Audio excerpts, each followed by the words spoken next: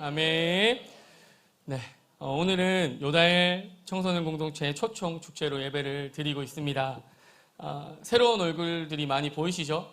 그렇죠? 네, 완전 새롭습니다. 새롭고 저는 개인적으로 이 친구들을 7주 동안 해피스쿨로 다 만났던 친구들입니다. 모두를 만났고 하여튼 뭐 반갑습니다. 반갑고 우리 옆에 있는 또 친구들에게 또 새로운 사람들에게 인사 한번 할까요? 환영하고 축복합니다. 네, 환영하고 축복합니다. 네, 한 번 더 인사할까요? 만나서 반갑습니다. 네, 또 이렇게 지금 청소년들이 모여 있으니까 뭐 너무 당황하지 마십시오. 장난기가 심할 수도 있고 뭐 그런데 당황하지 마십시오. 제가 아주 재미있는 넌센스 퀴즈를 한번 내보도록 하겠습니다. 이거 정답 맞추는 분에게는 그냥 그렇습니다. 한번 해볼까요? 소가 웃으면? 정답? 정답입니다. 우하하하. 좋습니다. 포도가 자기소개를 하면? 그렇구나. 혹시 네이버에서 나왔어? 그렇구나. 당황스럽네. 그럼 제가 한 번 더 용기 내서 해보겠습니다. 높은 곳에서 아나? 아나. 높은 곳에서 아기를 낳으면? 그렇구나. 네. 네, 지수 리더님, 그렇게까지 하실 일이셨습니까? 네, 감사합니다. 네. 하지 말아야겠다는 생각이 지금 계속 듭니다.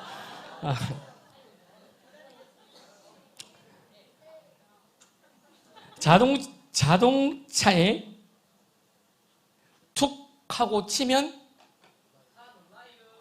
땡입니다.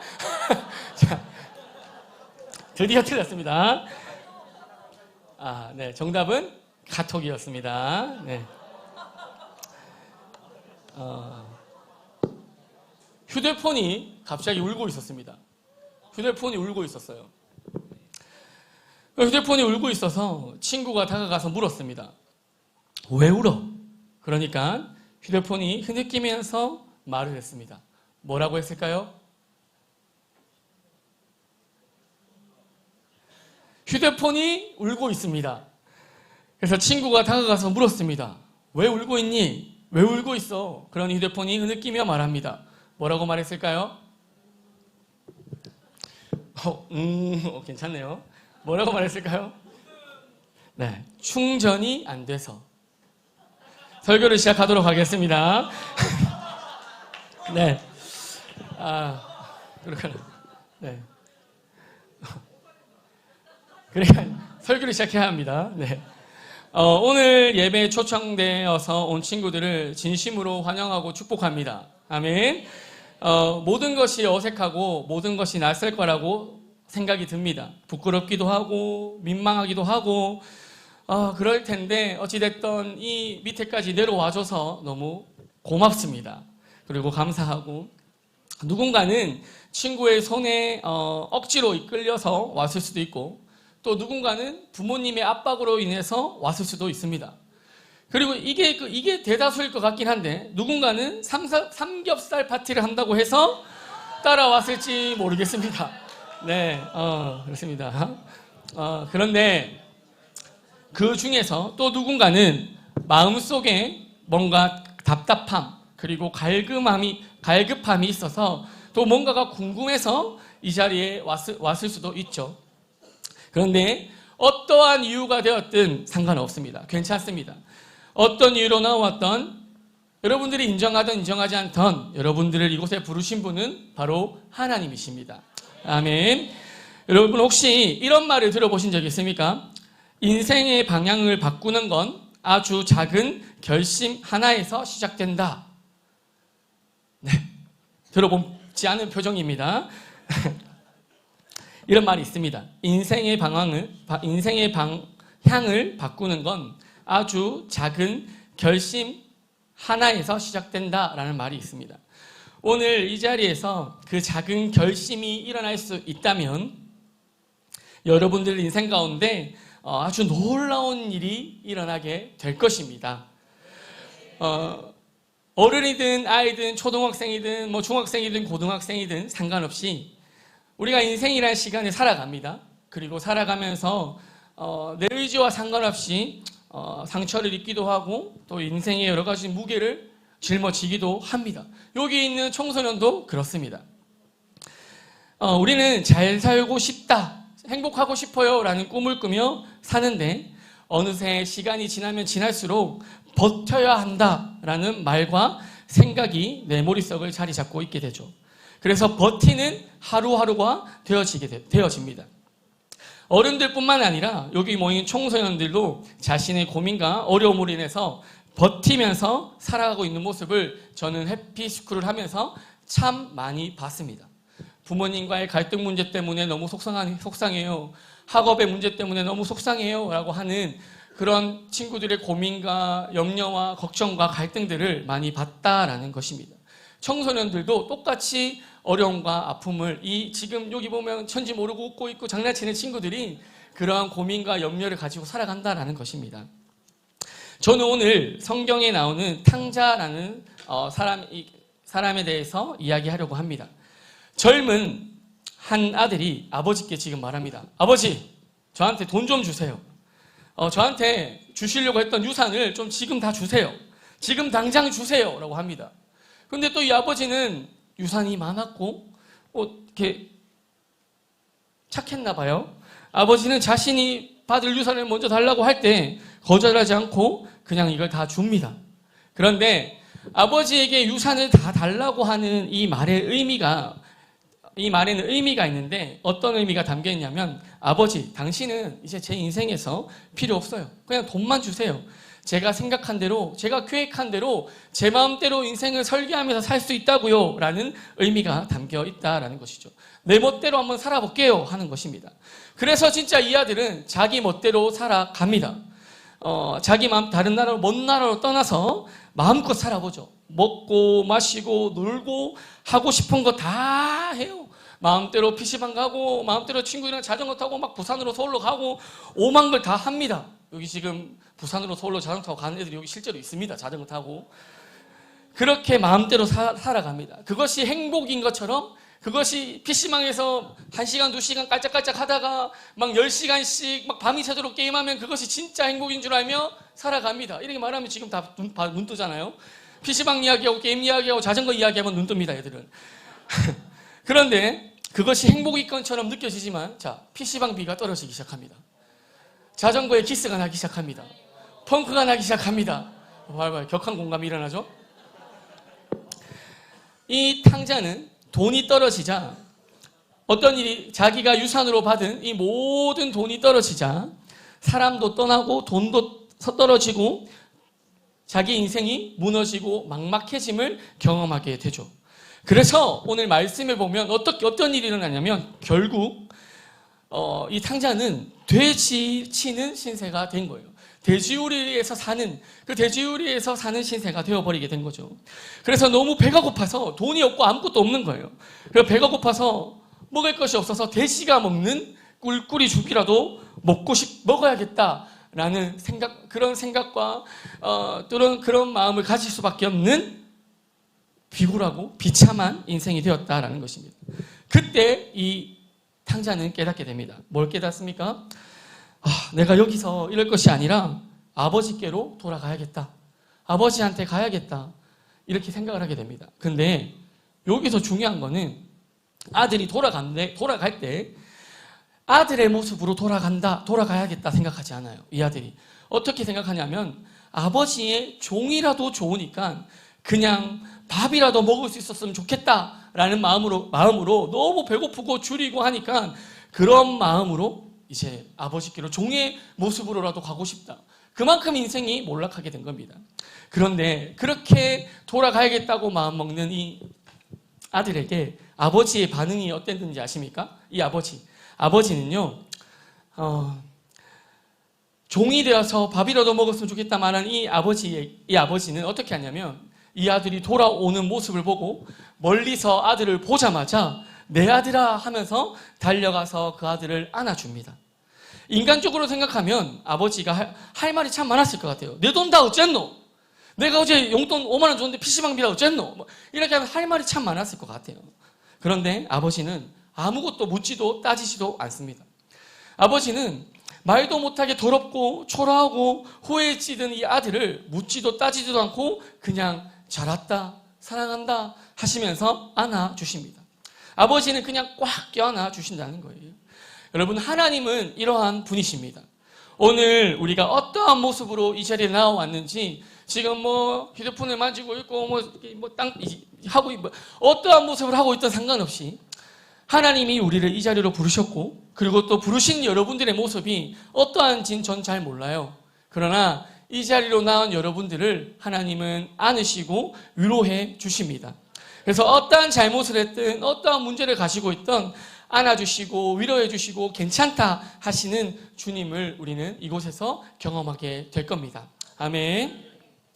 삼겹살이 목적이 돼서 왔더라도 잘 왔다 하시고, 삼겹살만 먹고 간다 할지라도 잘 왔다 하십니다. 오늘 전략적으로 삼겹살만 먹으러 오는 친구들이 한 7명 돼요, 지금. 내가 안 된다, 오지 마! 이렇게는 못하고, 늦게 와, 삼겹살이 없을 거야. 이렇게. 서울의 한 청소년 쉼터에서 일어난 일입니다. 서울에. 실제로 일어난 일입니다. 가정폭력 때문에 도망쳐 나온 한 남학생이 쉼터에 들어갔습니다. 며칠을 지하철역에서 자고 막 이렇게 신문 뒤집어 쓰고 자고 막 쫓겨나고 이거를 반복해요. 그리고 편의점 음식, 삼각김밥, 소세지, 처음에는 삼각김밥 라면이겠죠? 나중에는 소세지 하나, 이제 사탕 하나 이런 거 먹으면서 겨우겨우 살아가요. 그래서 그러다가 이제 그 쉼터에 오게 된 거예요. 이 남학생이 한 17살 되는 이 남학생이 왔어요. 그런데 그렇게 쉼터에서 생활을 잘 하고 있는 이 남학생에게 선생님이 물었어요. 무엇을 물었냐면, 누구야, 너 요즘 가장 그리운 게 뭐니? 라고 물었어요. 그러니까 가장 그리운 게 뭐니? 라고 이렇게 물은 거예요. 그러니까 이 남학생이 잠시 침묵합니다. 가만히 한 2, 3초 침묵하다가 이제 조용히 한마디를 툭 던집니다. 이렇게 말하는 겁니다. 엄마가 해주시는 계란 프라이가 먹고 싶어요. 이렇게 이야기하는 거예요.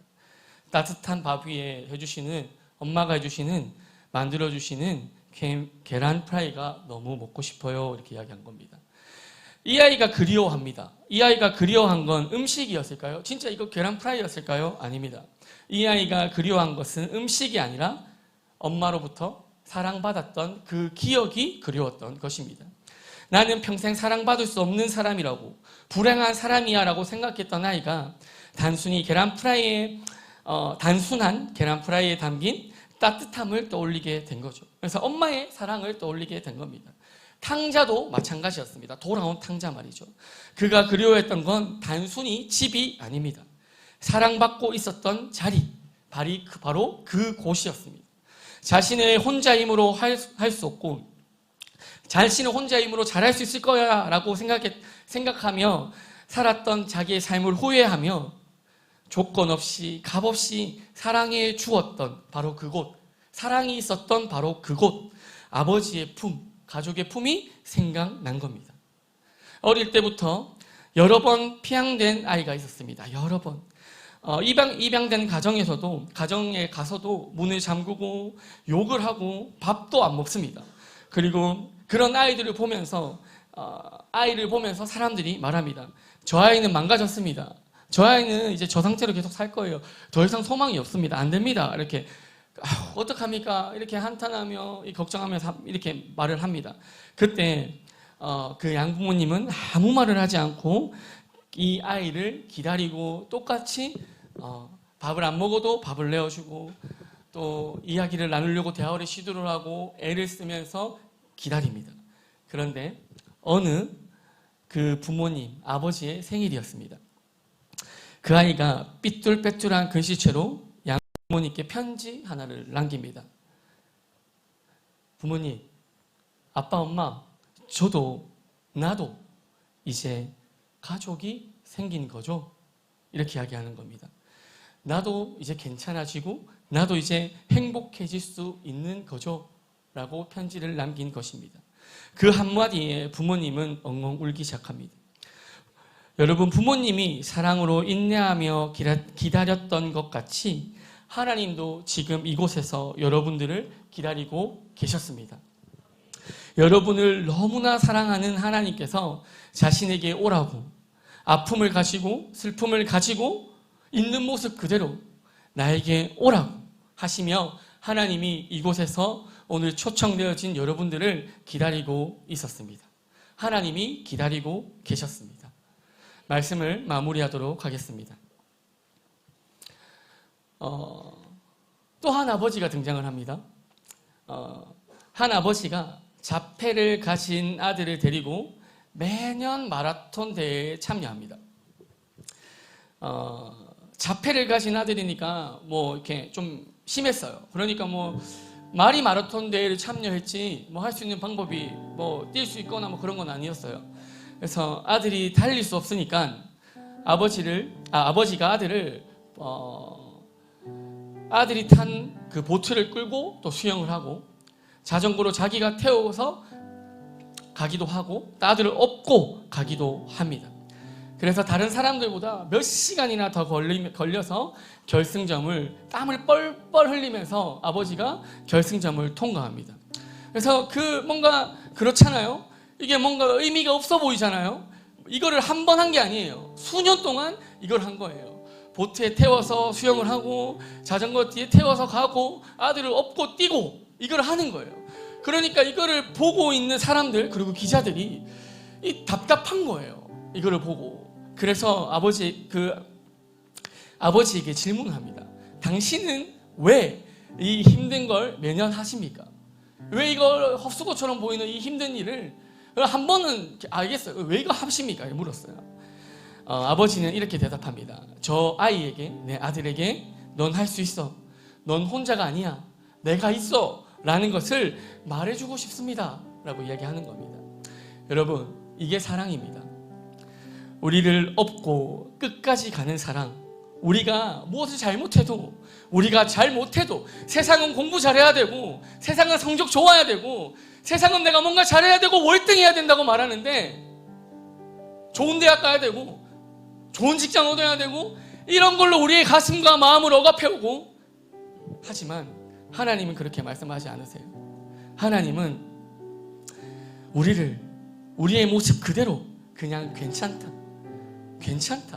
나에게 와라. 나와 함께하자 하시며 하나님은 우리에게 사랑을 표현하시며 우리를 이곳에서 기다리고 계셨습니다.